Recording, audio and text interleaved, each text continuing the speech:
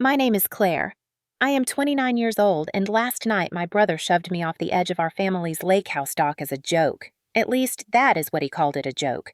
Now I am in a hospital bed, my body screaming with pain, and the MRI they just ran is about to expose more than any of them ever wanted to admit. The night had been warm, sticky with the kind of summer air that clings to your skin. Our extended family had gathered at the lake house for my mother's birthday. The sun was down, tiki torches burned along the deck, and everyone held a drink.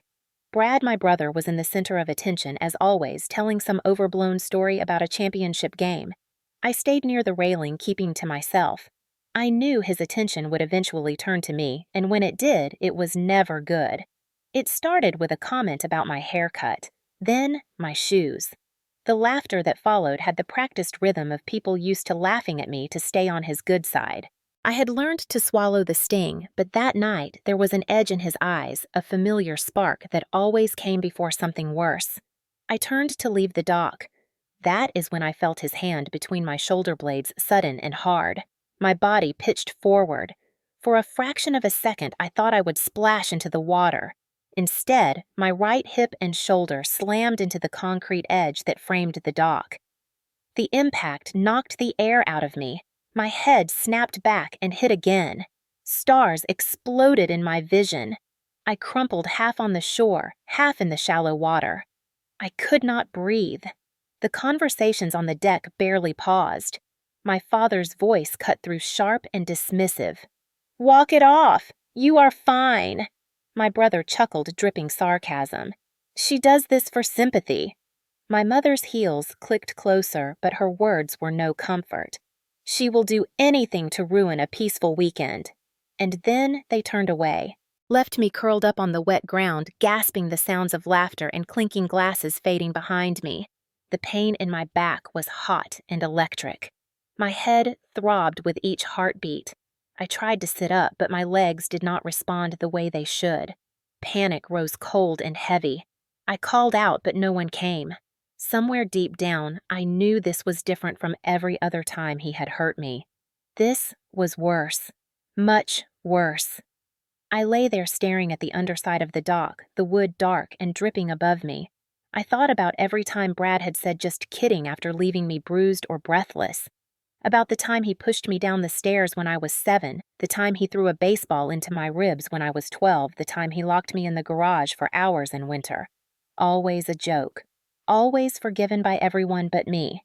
I thought about the stories they would tell to explain this away. How I slipped, how I am clumsy, how I want attention. And I knew that if I did not find a way to get out from under their control, this would be the time they finally broke me for good. Above the dock music played. My mother's laugh rang out brittle and bright. My father's deep voice carried across the water. Brad's booming laugh rose above them all. I pressed my cheek to the cool, damp earth and tried to focus on breathing. In, out, but each inhale felt harder, each exhale shorter. The edges of my vision darkened. Somewhere in the back of my mind, I could hear my own voice, steady and cold. This time will be different. This time they will not get away with it. I grew up in a house where pain was a punchline. Brad was 4 years older, bigger, stronger, and blessed with the kind of athletic talent that made people forgive him anything.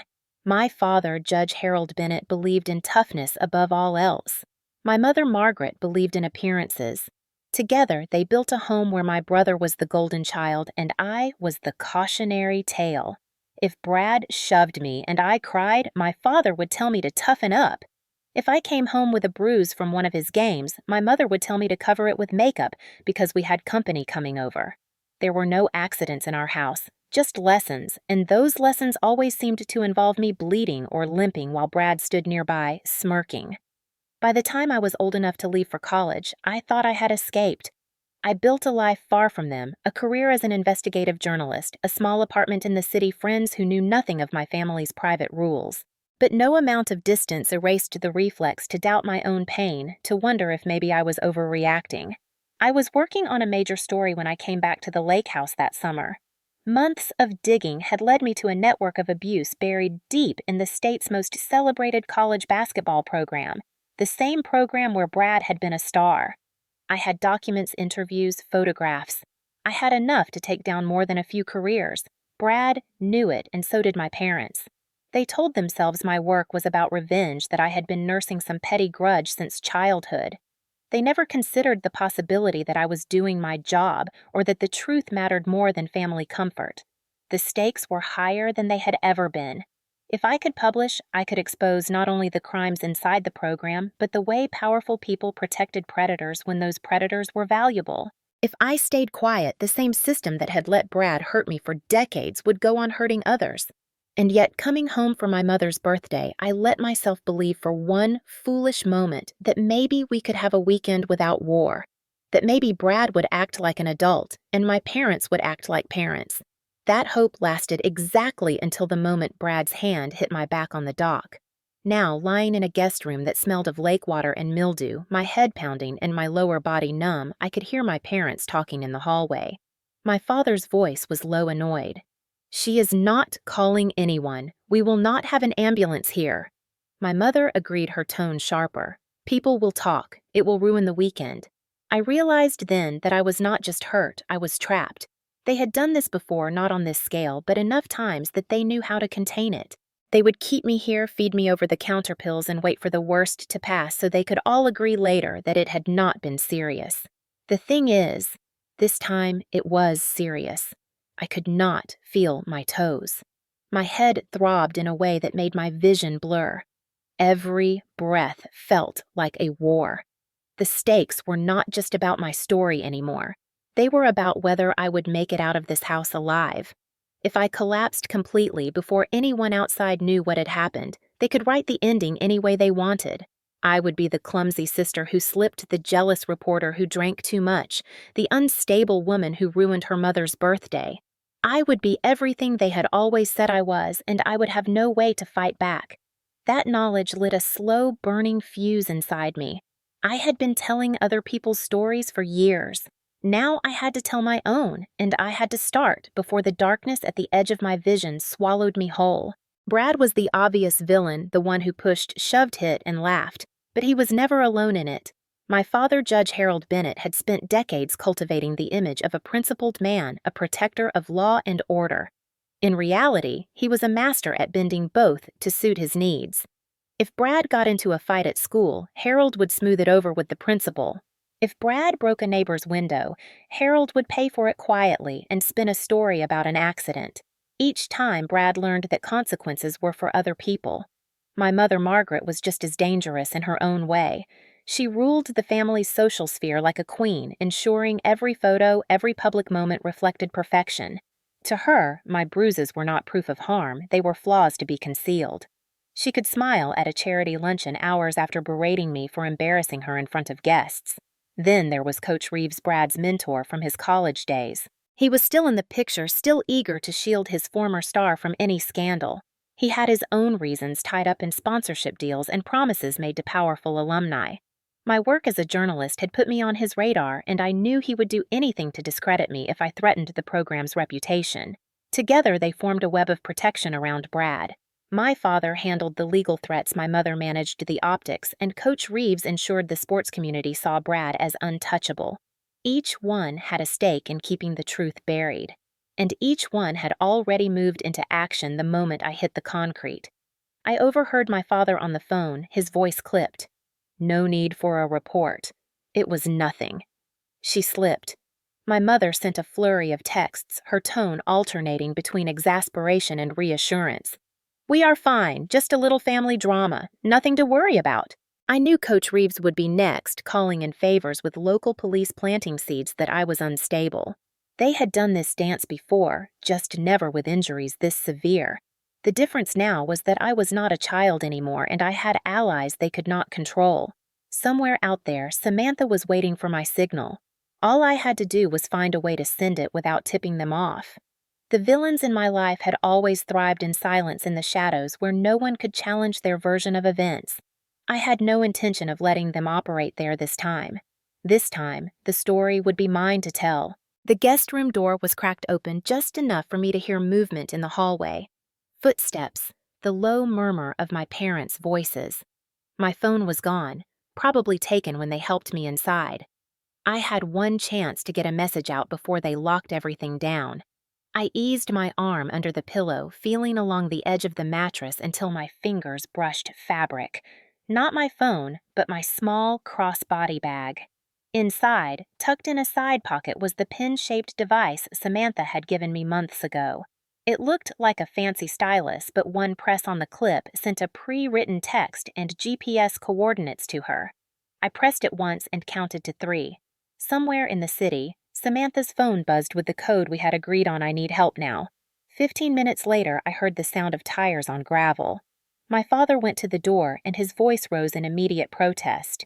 "We do not need you here." "She is fine." The reply was firm, professional, and female. "Sir, we received a call from an attorney representing the patient. We have to check on her." The paramedic's voice moved closer, but my father blocked the way. I could hear them arguing his words, clipped hers calm but unyielding. Then Samantha's voice cut in cool and precise. "Harold, step aside. You know the law." She appeared in the doorway behind the paramedic, her eyes scanning me in one sharp glance. "Claire, can you move your legs?" I tried. The delay in response was obvious. Samantha's jaw tightened. "We are going now," my mother protested from the hall. "This is unnecessary. She is making it sound worse than it is." Samantha ignored her and motioned for the paramedic to bring the stretcher. As they maneuvered me onto it, the room tilted and the edges of my vision pulsed black. I heard my father say, "You are ruining your mother's birthday," and Brad's voice followed with a low chuckle. "She does this for sympathy." The paramedic looked from me to them, and something in her expression shifted a silent note that she had heard enough. In the ambulance, she checked my vitals, her brow furrowing at the numbers. "You hit your head hard," she said. "We are going to run a scan." My head throbbed with each bump in the road. I focused on the faint scent of antiseptic and the hum of the engine, anything to keep me conscious. Beside me, Samantha kept her voice low. "They are going to try to spin this, Claire. Do not say anything to them until we have the report." I nodded, every movement sending a spike of pain through my spine. This was no longer just a family fight. It was an active crime scene, and I was both the victim and the only reliable witness. That made me dangerous to them, and they knew it. The emergency department was cold and bright, a shock after the humid darkness of the lake house.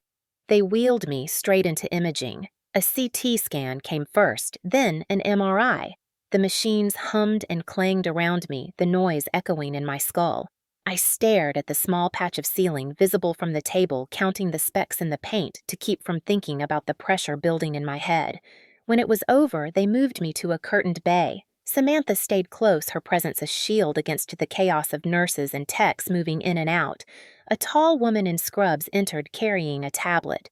She introduced herself as Dr. Patel, the attending neurologist. Her tone was calm, but there was an undercurrent of urgency.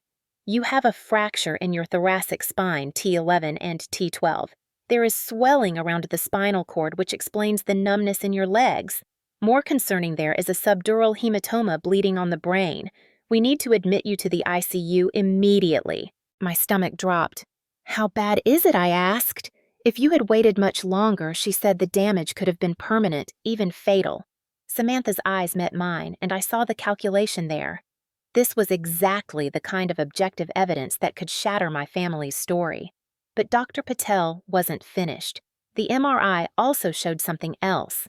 Old fractures, ribs on the left side, a healed break in your left wrist, signs of trauma to your right shoulder. None of these are recent. My chest tightened.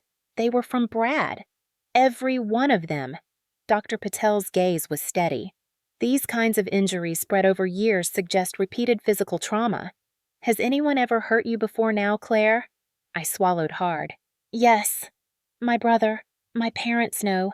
They always said I was overreacting." From the corner, the paramedic who had brought me in stepped forward. She had been quiet until now, but her eyes were sharp. She looked at Samantha, then at me, and finally at Dr. Patel. "You better call a lawyer," she said, her voice flat. "Because this isn't just an accident." The weight of her words settled over the room. This was the moment the narrative shifted, the moment their denials started to crack. Samantha asked Dr. Patel to print every scan, every note, and to secure copies off-site. The paramedic added her own incident report, noting my father's attempt to block her entry and the dismissive comments made by my family. As the staff prepped me for ICU transfer, I could almost hear the scramble back at the lake house. My parents would have gotten the call by now. They would be piecing together their defense pulling strings, leaning on every connection they had. But they couldn't erase the images burned into that MRI or the words the paramedic had just spoken. "You better call a lawyer." For the first time in a long time, I felt the balance shift in my favor. By the next morning, the story inside the hospital was no longer just about my injuries. It was about who I was accusing and who was trying to make it all disappear. Samantha had already contacted the state attorney's office.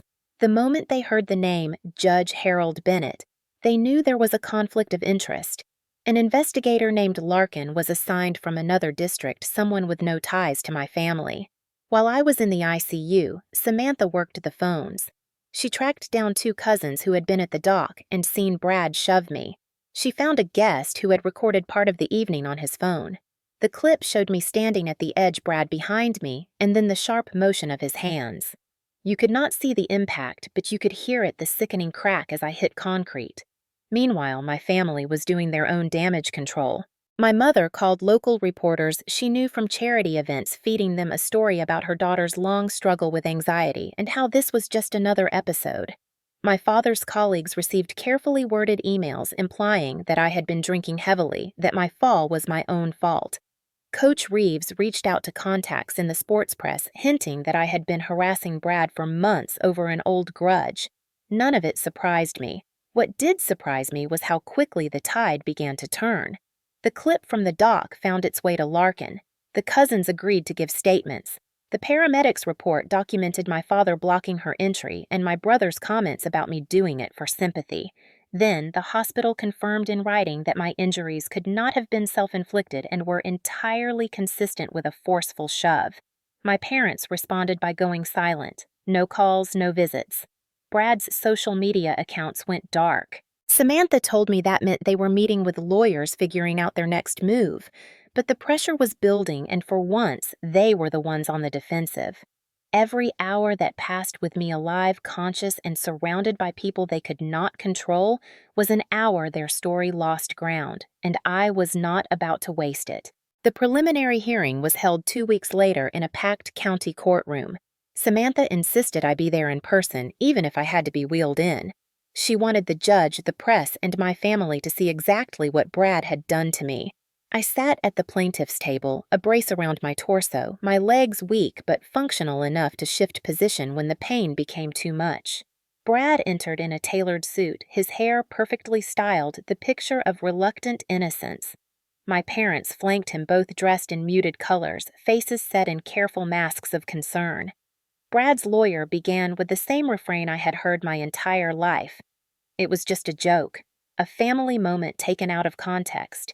He said I had lost my balance, that I was prone to exaggeration, that I had a history of overreacting to harmless situations. Samantha let him talk himself into a corner before she stood. "Your Honor, the defense claims this was an accident," she began. "We intend to show you that it was anything but." She called the first witness one of my cousins. He testified that he saw Brad position himself behind me and shove me with enough force to knock me off balance. The second witness was the guest with the phone video. He confirmed the shove and played the clip for the court. You could see me at the edge of the dock, Brad moving in behind me, the push, and then the sound of my body hitting concrete. Gasps rippled through the courtroom. My parents shifted in their seats. Samantha was not done. She handed the clerk a new USB drive.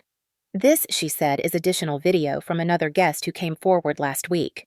The footage was from a different angle. It showed Margaret, my mother, standing on the deck a few feet away. She looked toward Brad, made a quick hand gesture, and mouthed something. Brad glanced back at her, smiled, and then shoved me. The courtroom went silent except for the faint hum of the air conditioning. Samantha let the image hang on the monitors for a moment before she spoke again. This was not a spontaneous joke. This was coordinated, and it was motivated. She turned to me. "Ms. Bennett, can you tell the court what story you were working on before this incident?" I met her gaze. I was investigating a cover-up of abuse in the college basketball program where my brother played. The same program my mother's business sponsors. The same program my father has defended in court. The judge leaned forward.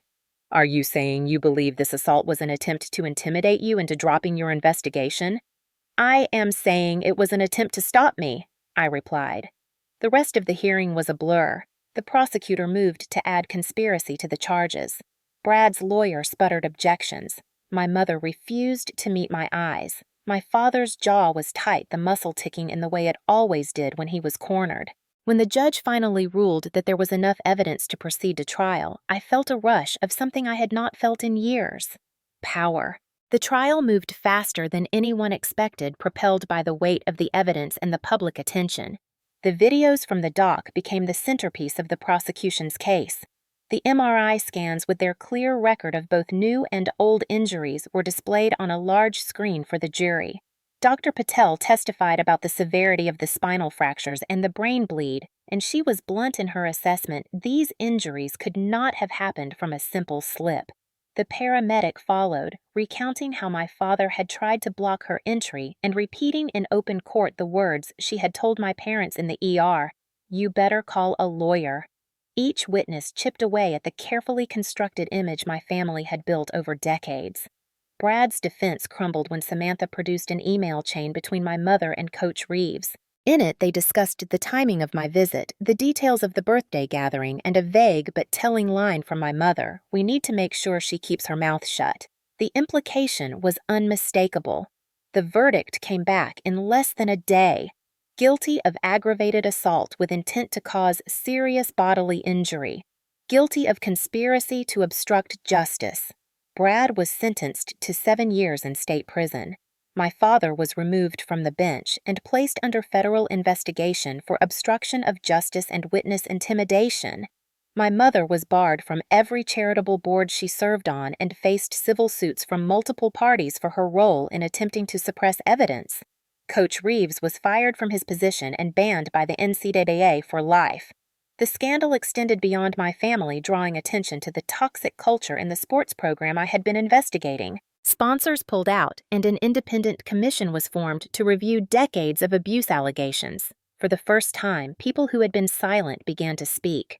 Former players, staff, even family members of other victims came forward, emboldened by the fact that someone had finally dragged the truth into the light and survived. I watched it all unfold from a distance, my name deliberately kept out of some reports to avoid retaliation.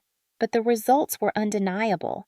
The people who had spent their lives making sure I had no voice were now the ones who could not speak without a lawyer present.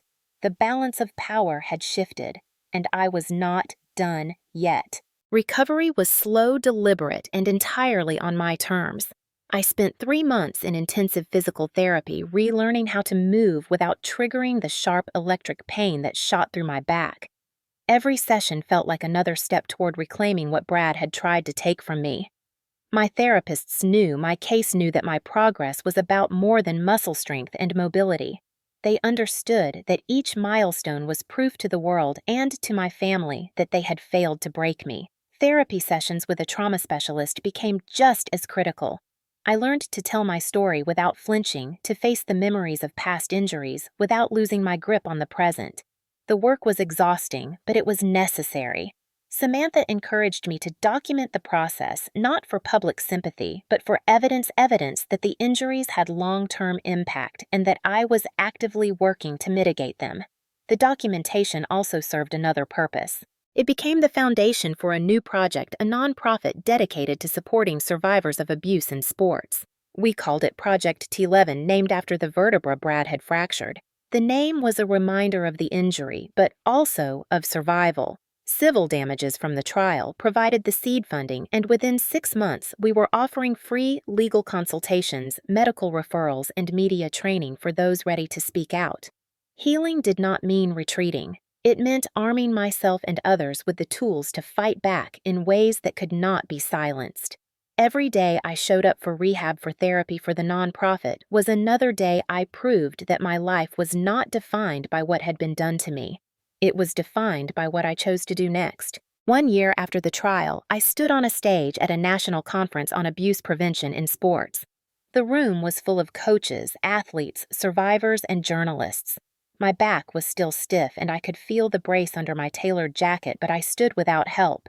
Behind me on the screen was an image from my MRI, the clean, white curve of my spine interrupted by the dark shadow where the fracture had been. I told them my name, my age, and what my brother had done to me. I told them how my father tried to block the paramedics, how my mother dismissed my pain, how my family had spent decades teaching me to doubt myself. I told them about the paramedic who looked at my scans and told my parents, "You better call a lawyer." And then I told them about the old injuries the MRI revealed the history of abuse that could no longer be erased. They called it a joke. I said, my voice steady. The MRI called it abuse. I spoke about Project T11, about the survivors who had come forward since my case, about the laws being drafted to better protect athletes from predators in positions of power.